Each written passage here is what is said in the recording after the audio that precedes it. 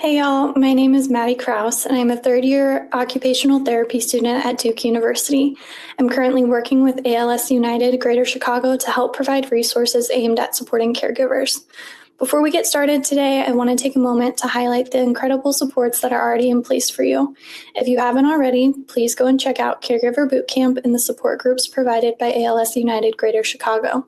These programs exist for you to provide education, connection, and reassurance that you are not on this journey alone. Today, I want to talk about something most caregivers experience but don't feel comfortable naming: caregiver burnout. More specifically, we're going to focus on burnout prevention through sleep, which is one of the most impacted and most overlooked areas of caregiver well-being. So let's start with a simple question. What is burnout? Burnout is something that happens to our minds and bodies when we experience prolonged periods of stress. It's not sudden, and it's not a personal failure. It's a very natural response to ongoing emotional, physical, and mental demands. Taking on the role of a caregiver, especially for someone with ALS, places you at a higher risk for burnout. Caregiving often means long days, interrupted nights, constant vigilance, emotional weight, and very little time to fully rest or reset. When someone is experiencing burnout, they might notice constant exhaustion even after rest, dreading daily responsibilities, feeling irritable, anxious, or overwhelmed more often than not, difficulty concentrating, and physical symptoms like frequent headaches, muscle tension, or digestive issues.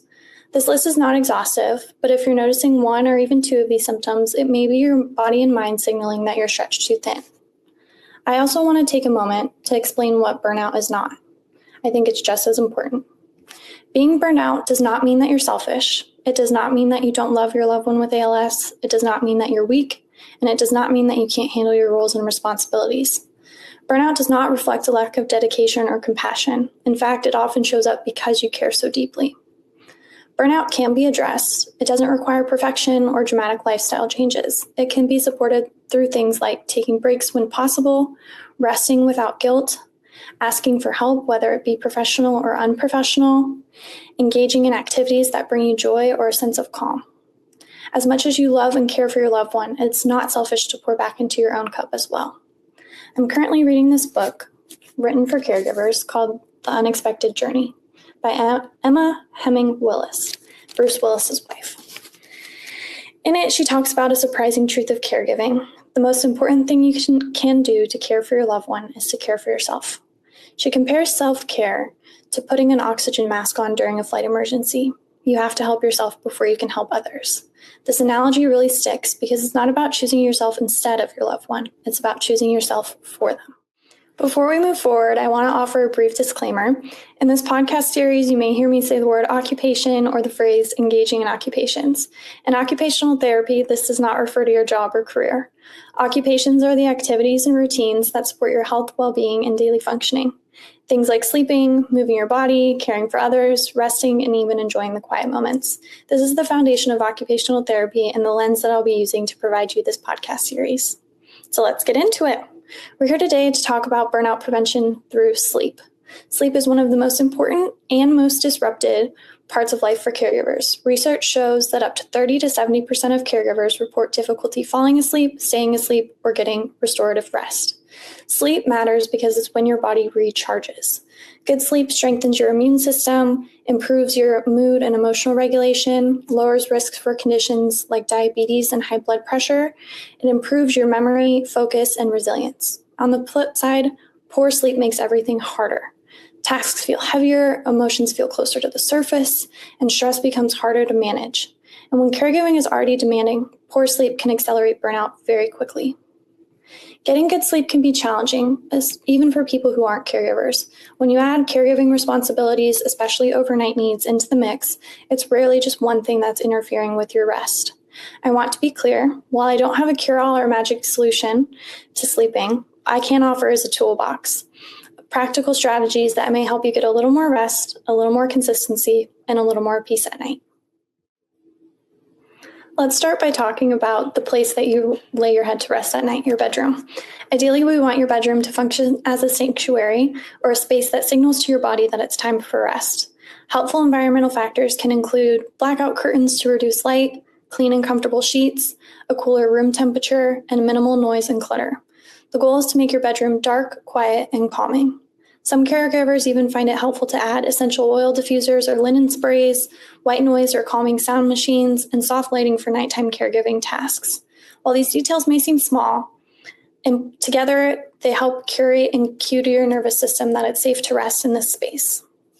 While we're talking about the environment, I also want to talk about a tool that has shown especially helpful for caregivers in studies and something that I have found personally helpful when taking on a more professional caregiving role, a nighttime monitoring system. One study involving caregivers of individuals with dementia used alarms when notified caregivers when their loved ones got out of bed. Caregivers reported feeling safer, more secure, and ultimately slept better because they weren't constantly anticipating the needs of their loved one. Like I mentioned, I've also personally been in a caregiving role where a person that I helped needed assistance rolling over at night, getting a drink of water, or just other various things that pop up throughout the night. Initially, she would simply call my name when she needed help. While this worked, I found myself sleeping extremely lightly, waking often, and having dreams, convincing myself that I had heard my name even when I hadn't. When I shared this with her, she suggested having her Alexa play a song when she needed assistance. From that point on, I woke up to Hello by Adele whenever she needed help, and I slept much more soundly when she didn't. The key takeaway here is that predictable signals reduce nighttime anxiety. Depending on where you and your loved one are at in your ALS journey, systems can be adapted using switches or buttons, eye gaze device, smart home technology, and alarms or call systems. The right setup can offer you both peace of mind and better rest. Another important concept when we're talking about sleep is sleep hygiene. Sleep hygiene refers to the habits that support good sleep quality, especially in the hour leading up to bedtime. So helpful practices include practicing a consistent bedtime routine, going to bed and waking up at similar times, and avoiding blue light from smartphones, tablets, and TVs at least an hour before bed. While avoiding screens can feel daunting, especially in this day and age, and when scrolling feels like the only personal time that you may get, swapping nighttime scrolling for reading has really helped me fall asleep faster and stay asleep longer. And contrary to popular beliefs, sleep hygiene doesn't just start at night. It actually starts during the day. I'm sure we've all heard of something called our circadian rhythm, or our body's internal clock. It relies on environmental cues like light and sound to know when to be awake and when to rest. To support your circadian rhythm, expose yourself to natural light during the day, open your curtains in the morning, spend time outside when possible, even though it's hard right now because it's so cold. And importantly, studies have shown that daytime light exposure helps caregivers sleep better at night. Just as darkness signals sleep, brightness can help signal wakefulness. The World Health Organization recommends about 30 minutes of exercise 5 days a week for optimal health, and better sleep is one of the benefits. Exercise can help caregivers in a number of ways, including keeping your body strong and safe during transfers and physical tasks, reducing injury risk, providing mental clarity, and promoting deeper sleep. And what I think is really important is that those 30 minutes a day don't all have to happen at once. You can break it up into 2 15-minute sessions or 3 10-minute sessions. And the good news is that walking, stretching, squats, light weights, they all count. I want to mention YouTube as a fantastic resource because you can search workouts based on time available, equipment needed, and energy level. Some days I'll do a simple 20-minute yoga flow because that's all the time that I have, and it makes an incredible difference in how I feel and how I sleep at night. Yoga deserves a special mention because it emphasizes the mind-body connection. Gentle yoga, especially in the evening, can help calm the nervous system. Bedtime yoga routines often focus on slow movement, stretching, and breath work to help prepare your body for rest. Again, YouTube offers many free and accessible options. It's a wonderful resource. Finally, let's talk about mindfulness and breath work, which have also been shown to improve sleep quality in caregivers. Mindfulness doesn't have to be long or complicated. It can be as simple as sitting quietly for a few moments, noticing your breath, checking in with your body. One of the best pieces of advice I've received to approach mindfulness is to approach it with curiosity. If your back feels tight or your hips feel sore, gently ask yourself, what is my body trying to tell me?